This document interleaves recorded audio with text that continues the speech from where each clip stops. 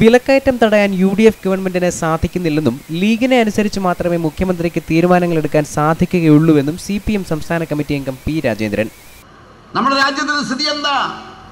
നമ്മുടെ കർഷകർ ആത്മാഹുതിയിലേക്ക് പോവുകയാണ്. കർഷക തൊഴിലാളികൾ ദരിദ്രരും പട്ടിണിയിൽ മരിക്കുകയാണ്. കേരളത്തിൽ പോലും ഈ കോൺഗ്രസ് ഗവൺമെന്റ് കീഴിൽ ഒരു ആദിവാസി പട്ടിണിയിൽ മരിച്ചത്, രോഗം വന്ന് മരുന്ന് വാങ്ങാൻ നിവർത്തിയില്ലാതെ മരിച്ചത് നാം പത്രത്തിലൂടെ മാധ്യമങ്ങളിലൂടെ മനസ്സിലാക്കിയവരാണ്. ഇന്ത്യയിലെ ബഹുഭൂരിപക്ഷം സംസ്ഥാനങ്ങളിലെ സ്ഥിതി അതുതന്നെയാണ്.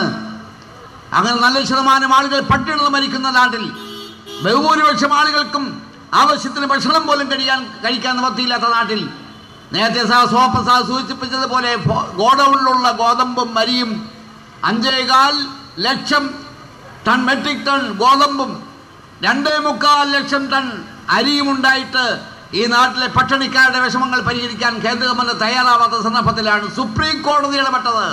CPMന്റെ നേതൃത്വത്തിൽ ഓഗസ്റ്റ് 22-ന് സംസ്ഥാന വ്യാപകമായി കളക്ടറേറ്റുകൾ വളയുന്നതിന്റെ ഭാഗമായി നടന്ന പ്രചരണ ജാഥയ്ക്ക് പത്തനാപുരത്ത് നൽകിയ സ്വീകരണത്തിൽ സംസാരിക്കുകയായിരുന്നു അദ്ദേഹം. പ്രചരണ ജാഥയെ ചെണ്ടമേളത്തിന്റെയും മുത്തുകുടകളുടെയും അകമ്പടിയോടെ പത്തനാപുരം നെടുമ്പറമ്പ് ജംഗ്ഷനിൽ സ്വീകരിച്ചു.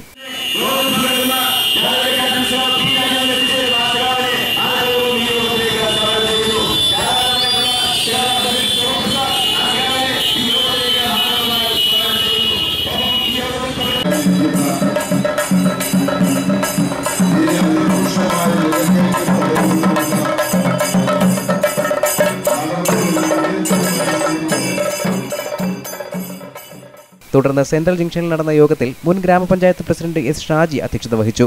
Advocate K. Thomas Prasad, E. Kasim, Susan Kodi, B. Ajayakumar, Meera Pillai, Binu Daniel എന്നിവർ സംസാരിച്ചു. H. നജീബ് മുഹമ്മദ്, N. ജഗദീശൻ, V. ചെല്ലപ്പൻ നായർ, വാഴപ്പാറ ഷാജി, രാധാകൃഷ്ണൻ എന്നിവർ സ്വീകരണത്തിന് നേതൃത്വം നൽകി. News bureau, Pathanapuram.